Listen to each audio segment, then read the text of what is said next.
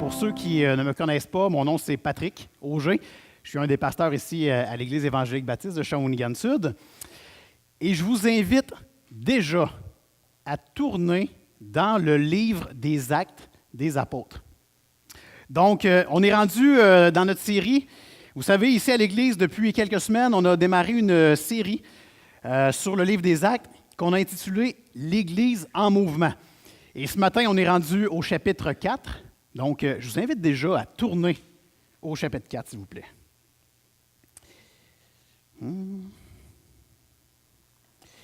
Et juste avant qu'on puisse bien comprendre qu'est-ce qu'on va lire ce matin, il faut remettre tout ça en contexte. Donc, on se rappelle la semaine passée, Michael nous a parlé dans le chapitre 3 qu'il y avait un boiteux. On peut tourner si possible. Alors, vous voyez le boiteux. Il était à la porte du temple à tous les jours. Et pourquoi il était là? Il allait ramasser de l'argent. Et puis, dans certaines versions, ils disent qu'il était boiteux, dans d'autres, ils disent qu'il était paralysé. Une chose est sûre, cet homme-là, il était connu. Il était là à tous les jours, puis il ramassait de l'argent. Et vous savez, si j'étais un boiteux à cette époque-là, même encore aujourd'hui, je pense, la meilleure place où est-ce que tu peux te retrouver un matin, c'est devant les portes de l'Église. Parce que beaucoup de gens pensent encore aujourd'hui que la meilleure façon de plaire à Dieu, c'est en faisant des actions. Et puis, il n'est pas fou le boiteux, là. Il va s'installer là, peut-être qu'il y a de l'aide de gens pour aller s'installer là. Puis lui, il se dit, les gens vont rentrer dans l'Église, puis ils veulent plaire à Dieu. Donc, ils vont faire des actions. Puis les gens qui rentrent dans l'Église, bien, ils font, « Oh, il y a besoin d'argent, je m'apprête à rentrer dans l'Église pour apprendre sur Dieu, je veux lui plaire, je veux lui montrer. Tu sais, j'aimerais ça monter d'un step pour Dieu. Fait que je vais donner de l'argent au boiteux. » Fait que c'était vraiment intelligent. Si j'étais un boiteux, je pense que je ferais ça aujourd'hui. Et là, évidemment, quand on lit la Bible, on se rend bien compte que ça ne marche pas comme ça, la vie. On va le voir un peu plus loin aujourd'hui. Mais là, on a deux hommes qui arrivent un matin. On a Pierre habillé en mauve et orange, puis Jean habillé en bleu, des apôtres, arrivent à la porte du temple. Ils voient le boiteux. Puis là, ils le regardent. Puis là, le boiteux fait « Je veux de l'argent, je veux votre aumône. » Il appelait ça de même dans le temps, une aumône. Et là, les deux le regardent. Et là, Pierre lui dit « Regarde-moi dans les yeux. » Je ne sais pas si ça a été dit de même, mais moi, j'aime ça, me l'imaginer comme ça. « Regarde-moi bien dans les yeux. » Fait que là, le boiteux, il avait ses yeux, peut-être pas ses jambes, mais il avait ses yeux. Et là, Pierre, il dit « J'ai pas d'argent pour toi. J'ai ni or, ni argent. Mais ce que j'ai, je te le donne. Alors, au nom de Jésus-Christ de Nazareth, lève-toi et marche. » Et là, et voilà, par un miracle provenant de Dieu, l'homme se lève, commence à marcher. Et là, vous n'avez pas cette histoire-là, c'est dans une application sur le téléphone que je présente aux enfants. On le voit vraiment, là, tu sais, il danse vraiment la claquette, il est heureux. Là. Puis quand on lit la parole de Dieu, on se rend compte que non seulement il n'en revient pas, lui, d'avoir retrouvé ses jambes, écoutez, c'est un boiteux de naissance. Il a retrouvé ses jambes, et en plus, la Bible nous dit qu'il rentre dans le temple, il se met à louer Dieu, et tous ceux qui étaient alentour, regardez, il y en a une même un homme, il a même échappé ses pommes tellement qu'il n'en revenait juste pas qu'est-ce qui vient de se passer là. Donc, il vient de se produire un miracle incroyable à ce moment-là. Et là, Pierre dit aux autres, pourquoi que vous avez l'air d'être donc bien étonnés de la situation? Jésus nous l'avait dit, qui était pour être vivant encore aujourd'hui, puis qui était pour faire des miracles. Et puis, si ce miracle-là a été fait, c'est au nom de Jésus, celui que vous avez crucifié. Et là, les gens font « Oh, misère, qu'est-ce qu'on fait avec ça? » On va voir encore plus loin qu'est-ce que Pierre a dit. Mais là, c'est une belle histoire, aller jusqu'à là, ça a l'air bien le fun, tout le monde a l'air heureux de ce miracle-là. On apprend même que les gens se mettent à glorifier Dieu, que le nombre des chrétiens augmente suite à un miracle comme celui-là. Mais il se passe quelque chose d'autre. Regardez les gens à gauche. Des adversaires, des ennemis, des opposants, des gens qui, eux, ne sont pas trop contents de ce qui vient de se produire. Et là commence notre histoire d'aujourd'hui. On va voir aujourd'hui la première persécution des premiers chrétiens. Donc, on va dans le chapitre 4. On va lire ensemble les versets 1 à 22.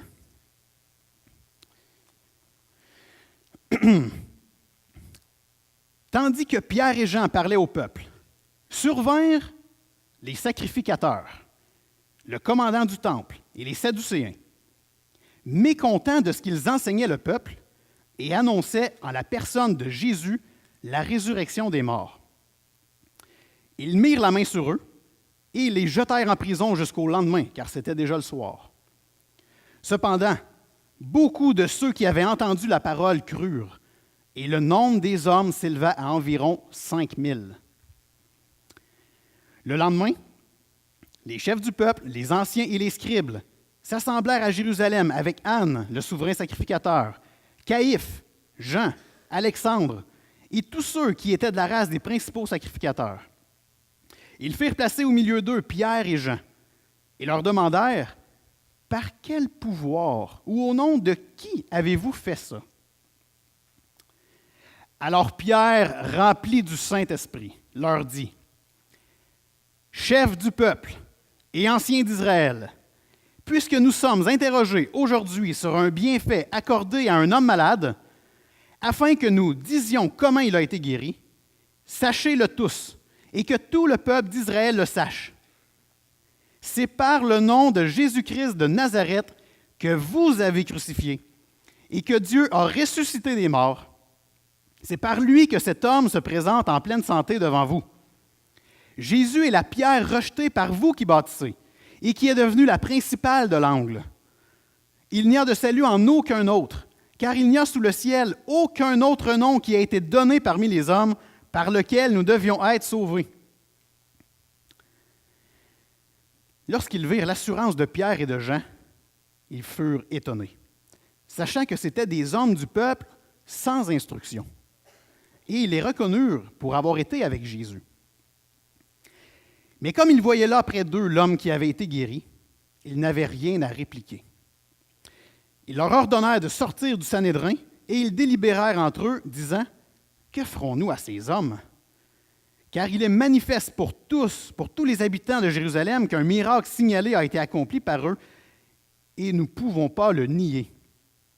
Mais, afin que la chose ne se répande pas davantage parmi le peuple, défendons-leur avec menace de parler désormais à qui que ce soit en ce nom-là. » Et les ayant appelés, ils leur défendirent absolument de parler et d'enseigner au nom de Jésus. Pierre et Jean leur répondirent, « Jugez s'il est juste devant Dieu de vous obéir plutôt qu'à Dieu. Car nous ne pouvons pas ne pas parler de ce que nous avons vu et entendu. »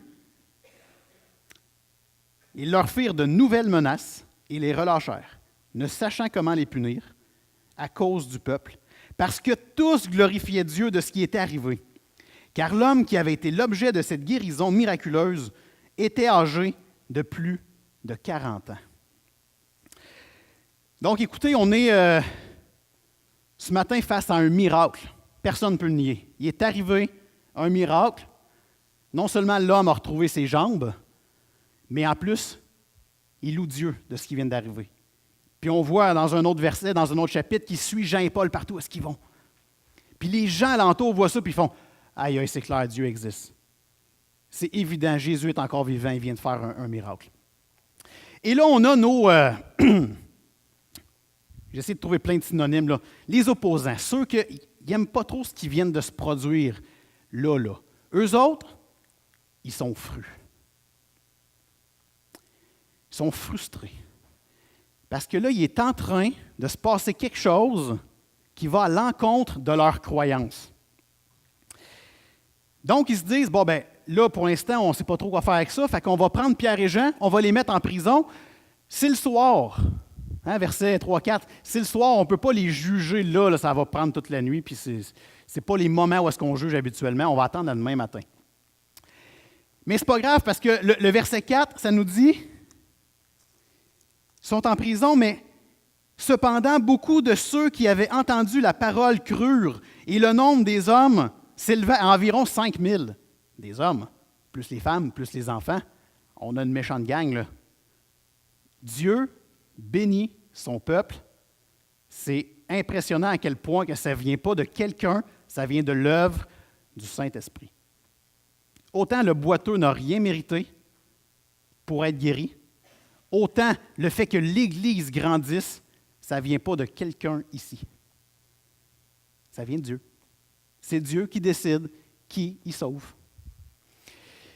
Et là, les opposants envoient Jean et Pierre en prison, et pour avoir des prisons où est-ce que je travaille, hein, j'imagine qu'ils n'ont pas eu le même traitement qu'on réserve à nos prisonniers. Nous, là, je ne veux pas vous donner un truc ici, là, mais si vous allez en prison le vendredi soir, vous avez le buffet jusqu'au lundi matin. Ce n'est pas un truc que je suis en train de vous donner. Mais écoutez, il y en a qui le connaissent, ce truc-là. Mais Pierre et Jean, je ne suis pas convaincu, moi, qu'ils ont eu le même traitement de faveur dans la nuit, là. Et le lendemain matin, ils se font emmener devant le peuple. Et là, on a les grands politiciens, les grands qui gèrent le temple. Verset 7. Ils firent placer au milieu d'eux Pierre et Jean, donc au milieu du peuple, et leur demandèrent, par quel pouvoir, au nom de qui vous avez fait ce miracle-là? Pensez-vous qu'ils ne le savaient pas? Voyons donc. Ils savaient que c'était au nom de Jésus, mais ils voulaient que eux, ça sorte de leur bouche devant tout le peuple, parce qu'ils savaient que dans l'assistance, il y avait des Juifs. Puis les Juifs, ils attendent encore le Messie promis. Fait que si Jean et Pierre, qui sont Juifs, disent que c'est Jésus le Messie, bien au moins les Juifs vont être contre eux. Et puis nos sacrificateurs, puis nos Sadducéens, ils veulent entendre de leur propre bouche qu'ils sont en train d'enseigner une religion différente de la leur. Fait qu'on les amène là, et là, on a un Pierre qui s'enligne pour son 3e discours. N'oubliez pas, là, les Sadducéens et puis les sacrificateurs qui sont présents là avaient vu Jean et Pierre être avec Jésus. Ça fait à peine 2 mois que Jésus y est mort sur la croix. Donc, ces gens-là étaient fort possiblement dans l'arène politique, ou du moins, ils étaient très, très, très influents dans la société à l'époque, et ils ont laissé aller Jésus mourir à la croix, mais ils avaient vu Jean et Pierre avec eux. Donc, ils savaient qu'il va répondre que c'est Jésus, mais là, pour l'instant, on ne sait pas trop où ils s'en vont avec ça, mais écoutez bien comment que Pierre répond à ça, les versets 8 à 10. Pierre, rempli du Saint-Esprit, il s'enligne, puis il dit, « Chef du peuple, ancien d'Israël, puisque nous sommes interrogés aujourd'hui, » et là on arrive au verset 10. « Sachez-le tous, et que tout le peuple d'Israël le sache. » Là, il ne se cache pas, là. Il est devant plein de gens, des dizaines, voire des centaines de personnes. « Sachez-le tous, c'est par le nom de Jésus-Christ de Nazareth que vous avez crucifié. » Ouais. Vous autres, là, vous avez crucifié Jésus de Nazareth. Ça, c'est pas mal dans les dents de tous ceux qui sont là, parce que vu que ça fait juste 2 mois que c'est arrivé, tout le monde le sait, qu'ils ont crucifié Jésus. Et là, il poursuit, il dit, vous avez crucifié Jésus de Nazareth, hein? Mais Dieu l'a ressuscité des morts. Écoute, vlant dans les dents des Sadducéens qui ne croient pas, eux, à la résurrection des morts.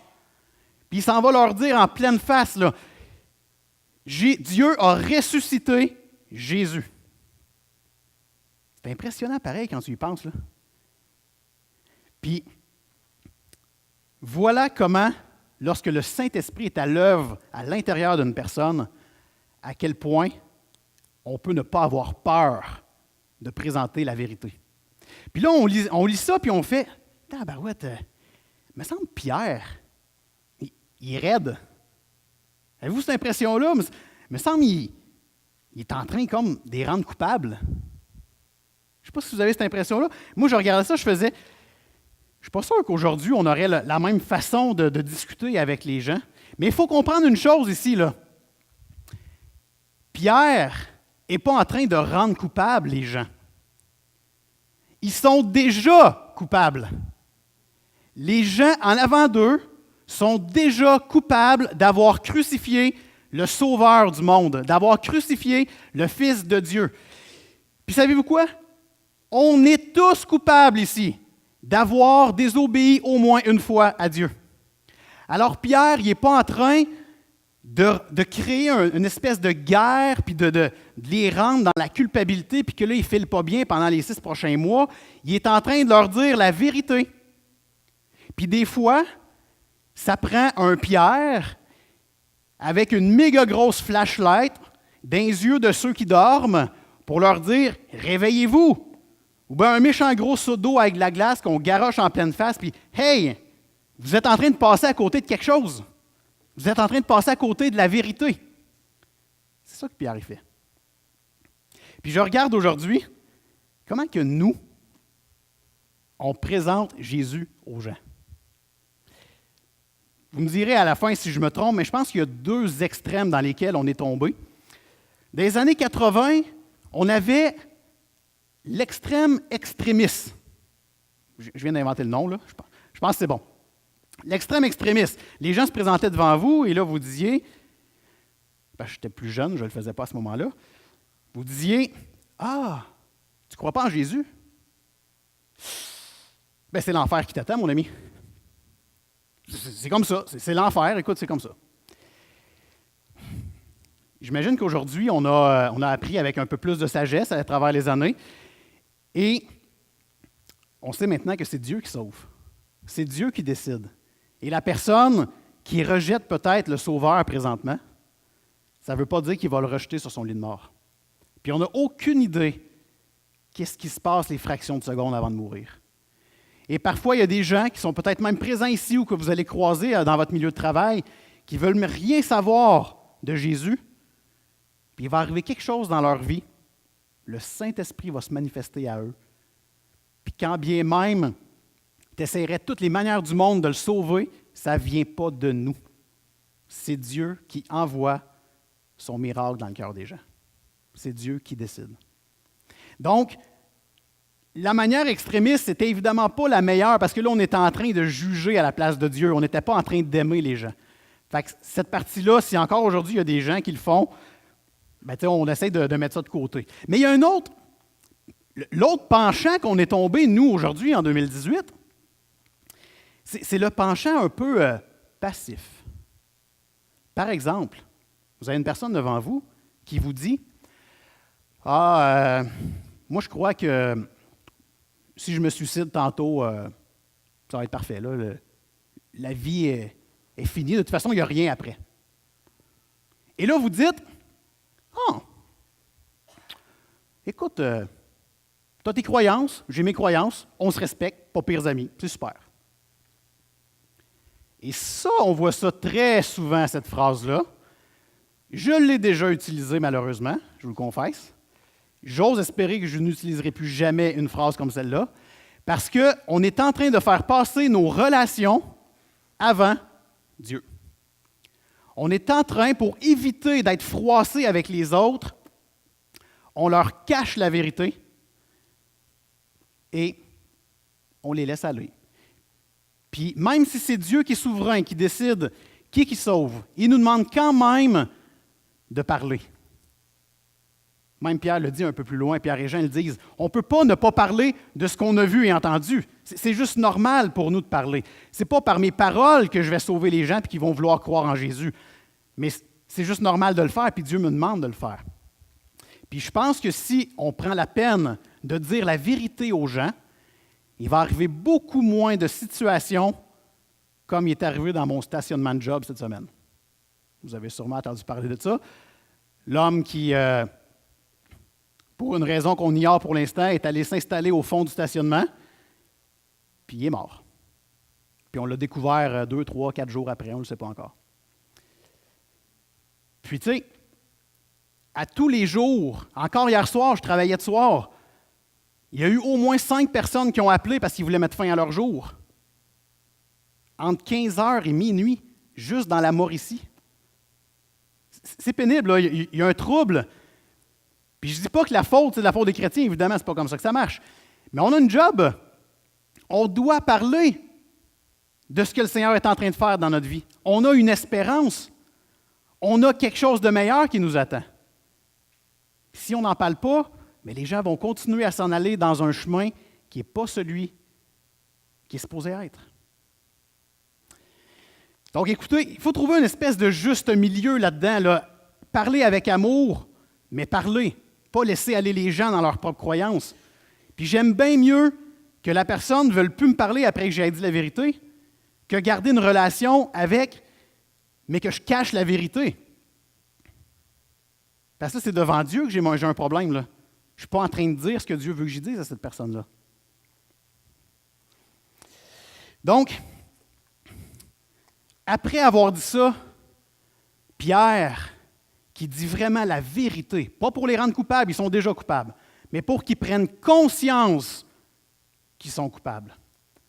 Bien, Pierre est rendu à son 3e discours et dans les 3 discours, il fait toujours la même chose. Il dit quelque chose de vraiment difficile, voire sauvage aux gens pour qu'ils fassent « Ah ouais! » Premier discours dans Acte 2. Le Saint-Esprit vient de tomber sur les gens, puis là, le monde, les détracteurs font « Oh, ils sont sous, ces gens-là. » Puis là, Pierre dit « Ils sont pas sous, ils viennent de recevoir le Saint-Esprit en dedans d'eux. » Puis Jésus l'avait dit qu'il nous l'enverrait, son consolateur. Puis on vient de le recevoir. Puis vous avez crucifié le Fils de Dieu qui a dit qu'il nous enverrait le Saint-Esprit. Et là, les gens font « Oh! » N'oubliez pas, c'est frais fait, là, quelques mois, là, 1 mois, 2 mois. Et là, les gens font « OK, mais Pierre, qu'est-ce que je peux faire pour changer? » Puis dans Acte 2, je ne l'ai pas loin, je vais tourner. Pierre, il dit à ces gens-là, « Repentez-vous et que chacun de vous soit baptisé au nom de Jésus-Christ. » Donc, repentez-vous, changez de direction.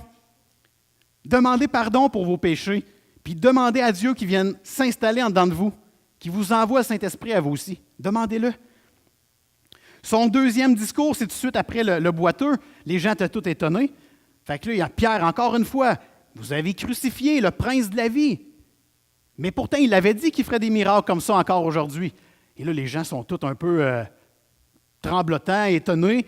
Et là, Pierre, il dit, « Mais écoutez, vous avez fait ça par ignorance. Maintenant, là, chapitre 3, 19, « Repentez-vous donc et convertissez-vous pour que vos péchés soient effacés. » Changez de direction. Puis allez à Christ. Il efface vos péchés. Même si vous avez crucifié le Fils, si vous êtes repentant, si vous demandez pardon, si vous le saviez, que vous étiez dans l'erreur, même si vous n'étiez pas tout à fait connaissant, Jésus va vous pardonner. Jésus pardonne tout. Et là, on arrive au 3e discours. Et là, Pierre, je ne sais pas, c'est à force de prendre la maturité dans ses discours, il est toujours de plus en plus raide. Et là, il dit, « Vous avez crucifié le Fils de Dieu, mais Dieu l'a ressuscité des morts. » C'est des armes à chaque fois. Les gens devaient être tellement... C'est direct d'un dent, cette affaire-là. Mais Pierre finit pas de même. Il ne laisse pas les gens sur leur faim, genre négativement. Il poursuit, versets 11 et 12. « Jésus est la pierre rejetée par vous qui bâtissez et qui est devenue la principale de l'angle. » Vous avez déjà entendu ça, être la pierre angulaire? C'est quoi une pierre angulaire? C'est la fameuse pierre qui est bien importante, puis que si tu l'enlèves, tout tombe. Puis il poursuit en disant, « Il n'y a de salut en aucun autre, car il n'y a sous le ciel aucun autre nom qui a été donné parmi les hommes par lequel nous devions être sauvés. Seul Jésus sauve. Seul Jésus vous garantit une vie meilleure, pas sur terre, au ciel. Et seul Jésus est la pierre angulaire, la pierre que vous avez rejetée, c'est elle que vous auriez dû garder. Puis vous voyez ici à quoi ça sert, cette fameuse tour que j'ai bâtie de mes mains, que c'est probablement la seule chose que je suis capable de bâtir de mes mains. Et en plus, mes parents sont là ce matin, donc ils savent que c'est la seule chose que je suis capable de bâtir de mes mains. Et regardez cette magnifique sculpture en pierre véritable Si j'enlève la pierre du dessus, qu'est-ce qui va se passer? Il va être juste plus bas. Hein? Il ne se passe rien. C'est laquelle, d'après vous, la pierre angulaire? Celle-là que si j'enlève, toute plante. Il y en a deux, OK? Il y a la bleue, puis il y a la rose-rouge ici. Bien, Jésus, là, c'est la pierre angulaire, celle que tout le monde a rejetée et qui n'aurait pas dû, parce qu'au moment où tu rejettes Jésus, il se passe ça. Quand tu n'as pas Jésus dans ta vie n'a aucun sens. Puis, c'est ce que Pierre est en train de dire aux gens. Puis c'est ce que nous, on doit dire aux gens aussi. Si Jésus n'est pas dans l'équation, la vie n'a aucun sens. Donc, ce qu'on est en train de dire ici, c'est pas, je ne suis pas en train de vous motiver à faire plus pour Dieu. Ce n'est pas ça du tout, là. Ce qu'on est en train de dire, c'est que lorsque Dieu décide de mettre le Saint-Esprit en dedans de vous, là, votre vie, elle a de la valeur, puis elle a un sens. Puis peut-être que si les gens le savaient, ça, il y aurait beaucoup moins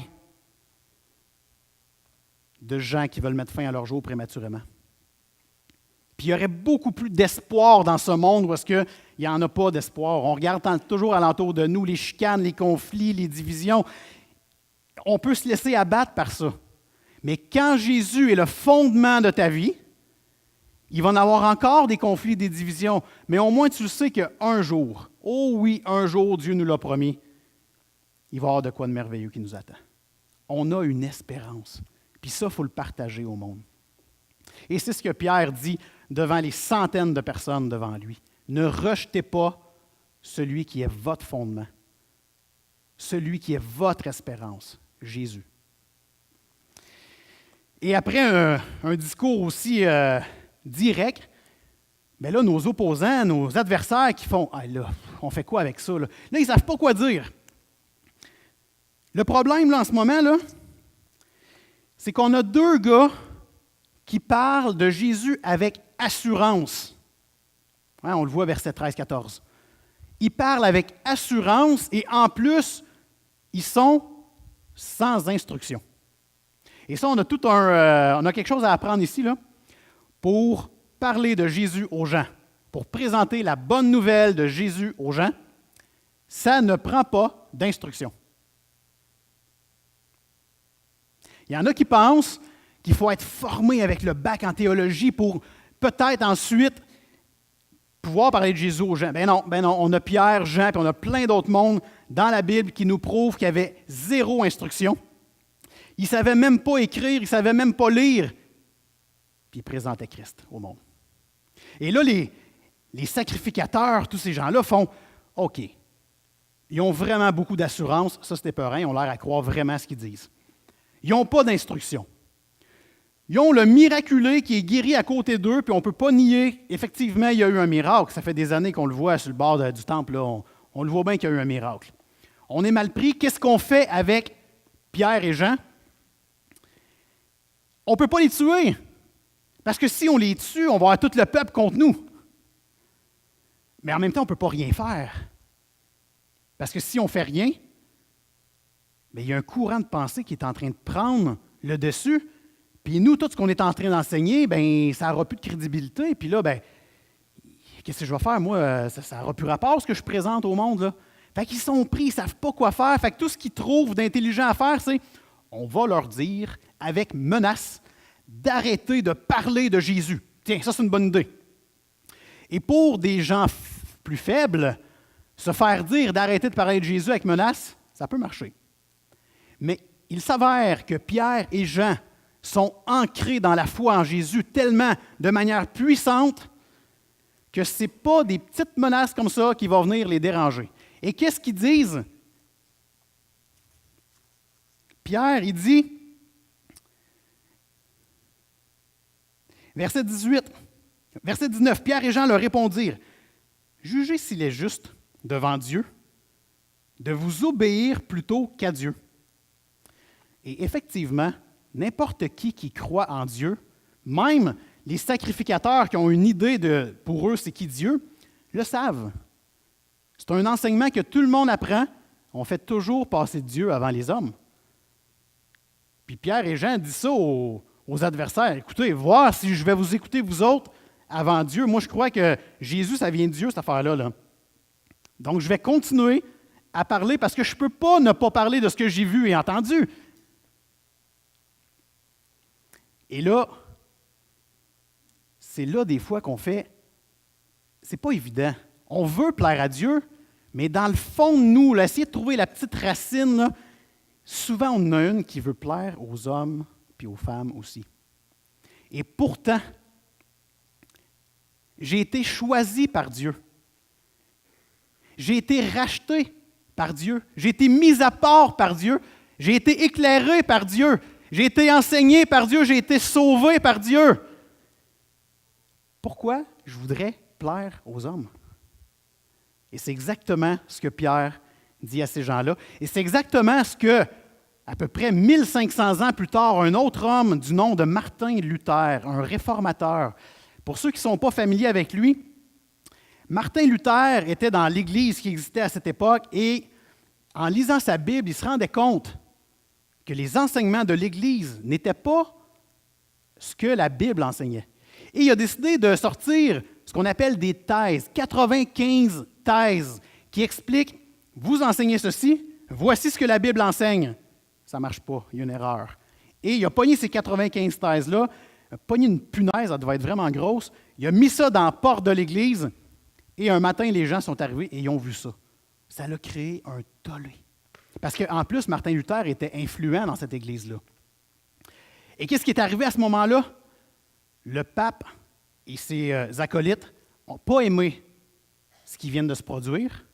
Et donc, il envoie ce qu'on appelle une bulle papale. Une bulle papale, c'est la chose que tu ne veux pas recevoir quand tu es dans cette Église-là. C'est la feuille ou la lettre qui dit « T'es mieux de te rétracter, mon gars, sinon je t'excommunie. » Fait que Martin Luther reçoit cette lettre-là et savez-vous ce qu'il a fait avec? Il a pogné un lighter du temps, je ne sais pas trop comment ça marchait, là. Il a pogné sa feuille, puis il a fait brûler la feuille. En voulant dire, il n'est pas question que je me rétracte parce que ce qui est marqué dans la Bible, c'est la vérité. Et là, ça, écoute, c'était pire que les 95 thèses sur la porte, là. Il venait de brûler la chose que tu ne pouvais même pas imaginer ou concevoir faire. Et là, il reçoit une autre lettre disant, là, ce que tu viens de faire là, attention, on s'apprête à t'excommunier. Mais tu sais, c'est plus dur d'excommunier quelqu'un qui est haut placé, là. Fait qu'il donne encore une chance. Et là, regardez bien ce que Martin Luther, j'ai mis juste un petit extrait. Voici ce qu'il répond aux hautes instances de cette Église. Il dit pratiquement la même chose que Pierre. « Je suis lié par les textes de l'Écriture que j'ai cités, et ma conscience est captive de la parole de Dieu. Je ne peux ni ne veux me rétracter en rien, car il n'est ni sûr ni honnête d'agir contre sa propre conscience. » Et ici, sa propre conscience, il dit en haut, « Ma conscience est captive de la parole de Dieu. » Lorsque ta conscience est enseignée par la parole de Dieu, tu ne voudras jamais agir contre ta conscience parce que tu le sais qu'elle s'en va dans la vérité.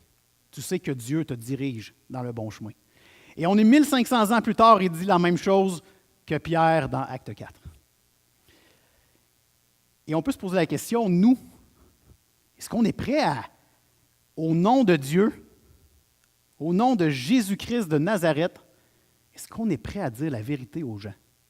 Évidemment, je vous encourage à toujours la dire avec amour et non pas sur la défensive. Par expérience, ça n'a jamais donné grand-chose à part nuire, la défensive. Mais lorsqu'on dit la vérité avec amour, les gens sont intéressés à en savoir plus.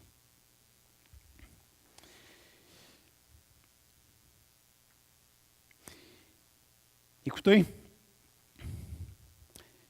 on lit ce texte-là ce matin, puis je suis sûr que 3 ou 4 d'entre vous, peut-être plus, vous dites « Ah, c'est beau, hein, le boiteux qui est guéri, puis les miracles dans ce temps-là, hein, il y en avait plein. Jésus faisait des miracles. Aujourd'hui, C'est plus comme ça, là. Écoute, on lit un texte de même, on a l'impression que c'est digne des meilleurs films d'Hollywood là, qu'on regarde présentement au cinéma Bearmans, là. Mais j'aimerais ça vous dire, détrompez-vous. Jésus fait encore des miracles aujourd'hui. Jésus il a dit, « Je serai avec vous tous les jours. » Ça ne l'a pas arrêté il y a 200 ans ou l'année passée, là, ou dans les années 60. Là. Non! Jésus l'a dit, « Je vais être avec vous tous les jours. » Et Jésus est encore vivant, il fait encore des miracles, il guérit et restaure encore les cœurs brisés. Il le fait encore aujourd'hui. Puis c'est la raison du pourquoi on est assis ici aujourd'hui. Parce que Jésus a restauré mon cœur. Je crois à ce miracle-là. Jésus est toujours vivant. Il est vivant dans son corps qui est l'Église, mais en plus, il a dit, « Je vais vous envoyer le Consolateur. » Le Consolateur, c'est le Saint-Esprit. Je vais vivre à l'intérieur de vous par l'Esprit Saint. Et ça arrive encore aujourd'hui. Puis je l'ai vécu. J'ai vécu ce miracle-là. Est-ce que je peux dire que je suis comme le boiteux qui était par terre et que je me suis relevé du premier coup? Ça ne s'est pas produit comme ça pour moi. Mais le miracle, il est là pareil. Est-ce que j'ai la pleine saveur de ce miracle-là aujourd'hui? Pas pantoute. Je suis présentement dans une joie partielle parce que je le sais que Jésus m'a sauvé. Je le sais qu'il a mis son Esprit Saint dans moi puis je n'ai rien fait pour ça. Mais je ne suis pas en train de savourer pleinement parce que je sais autre chose et vous savez autre chose. Ce qu'on vit sur Terre, ce n'est pas la vie réelle. On est ici que pour un peu de temps. Et les conflits, il va en avoir encore, que tu sois chrétien ou non. Des séparations, des pertes de job, il va en avoir encore, que tu sois chrétien ou non. La différence pour un chrétien, c'est que l'Esprit Saint est dans lui. C'est qu'il sait que ce qu'il vit présentement, c'est bien.